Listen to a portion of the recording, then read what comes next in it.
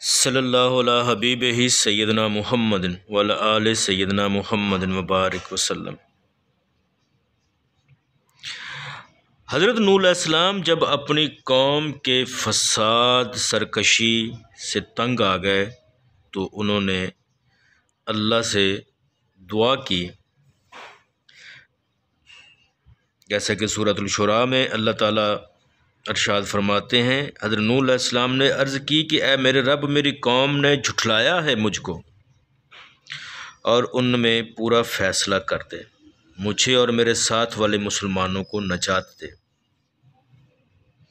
सूरह कमर में भी अल्लाह ताला इरशाद फरमाते हैं, तो उसने अपने रब से दुआ की कि मैं मगलूब हूँ तो मेरा बदला लाए। सूरह मोमिनून में भी अर्ज़ की कि मेरे रब मेरी मदद फरमा, इस पर उन्होंने मुझे झुठलाया है।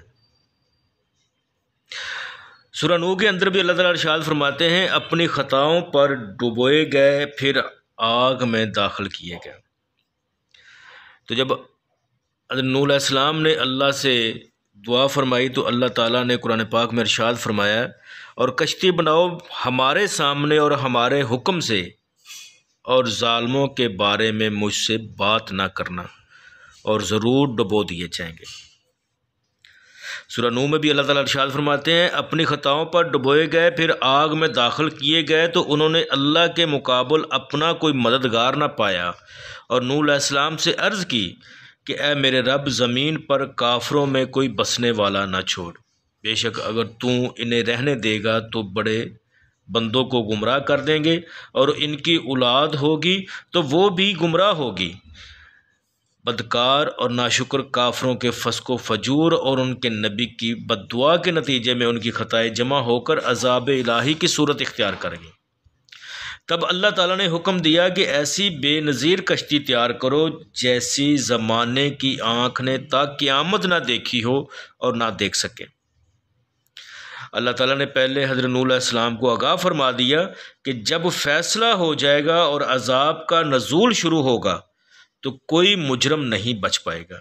ऐसे में आपने उनके लिए दुआ और बचाव के लिए इल्तिजा नहीं करनी, कहीं ऐसा ना हो कि जब आपकी कौम पर अज़ाब हो तो आपका रहीम दिल रहम पे ना आ जाए और आप उनके लिए बेकरार हो जाएं, इसलिए कि अभी तो अज़ाब की आपको खबर दी जा रही है, अज़ाब को आपने आँखों से देखा नहीं।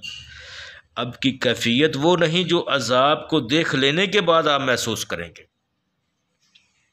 सूरह हूद में भी अल्लाह ताला इरशाद फरमाते हैं, मेरे महबूब बंदे, फिर इन ज़ालिमों के लिए आपकी ज़बान मुबारक से दुआ नहीं निकलनी चाहिए, इन्होंने आखिर गर्क होना ही है।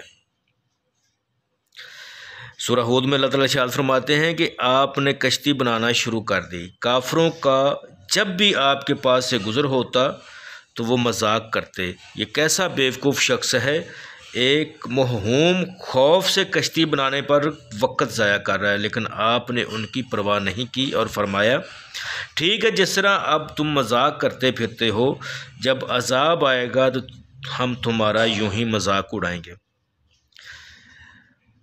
आपने फरमाया, तुम्हें मालूम हो जाएगा कि रिसवा कुन तबाही किस पर आती है और हमेशा रहने वाला अज़ाब किसके मुकद्दर में लिखा जाएगा। जिस तरह दुनिया में उनकी फितरत में सख्त कुफ्र व अनाद है, इसी तरह आखिरत में भी ये लोग इनकार करेंगे और कहेंगे हमारे पास तो कोई रसूल आया ही नहीं था। हज़रत अबू सईद से रवायत है कि रसूलुल्लाह सल्लल्लाहु अलैहि वसल्लम ने इरशाद फरमाया, हज़रत नूह अलैहिस्सलाम और आपकी कौम बारगाह खुदाबंदी में पेश होंगे। अल्लाह ताला पूछेगा, नूह आपने हमारा पैगाम कौम को पहुँचाया था? हज़रत नूह अलैहिस्सलाम अर्ज़ करेंगे कि हाँ मेरे रब, मैंने तेरा पैगाम पहुँचाया था।